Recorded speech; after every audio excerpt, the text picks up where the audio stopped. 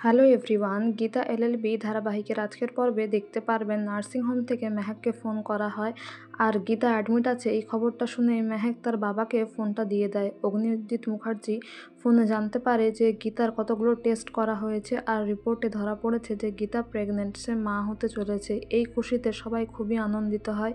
Ganesh গাঙ্গুলিকে phone করে অগ্নিজিৎ মুখার্জি খবরটা দেয় যে সে দাদু হতে চলেছে। তারপর গিনি খবরটা শুনে ফোনটা কেটে দেয়। সে একটুও খুশি হয় না আর গিনি বলে, আমি কারো সুখ সহ্য করতে পারছি না। বিয়ে তো আগে আমার হয়েছিল, আগে তো মা হওয়ার কথা ছিল, কিন্তু না, এখানেও গীতা আমাকে হারিয়ে দিল, গীতা মাত দিয়ে দিল।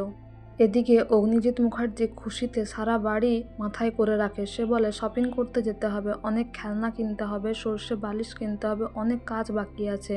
মেহেক বলে, বাবা এখনও 9 মাস 10 মাস দেরি আছে। গীতা বাড়ি ফিরে এলে অগ্নিজিৎ মুখার্জি তাকে অনেক থ্যাংক ইউ বলে, বলে যে ছোট উকিল আসবে, এমনকি গীতার মাথায় হাত রেখে অনেক আশীর্বাদ করে আর বলে যেন কারো নজর না লাগে।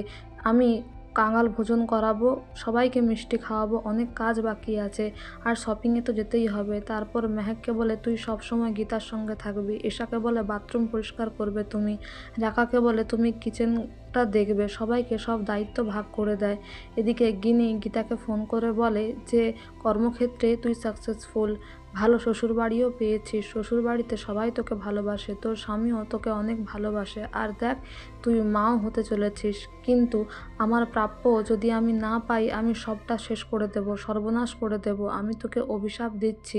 এটা বলতে গেলেই গণেশ গাঙ্গুলি এসে তার মুখটা টিপে দেয়, মানে কিছু বলতে দেয় না। তখন গিনি বলে, বাচ্চা হবে সে ঠিক আছে, কিন্তু আমার প্রাপ্যটা আমাকে দিতে হবে।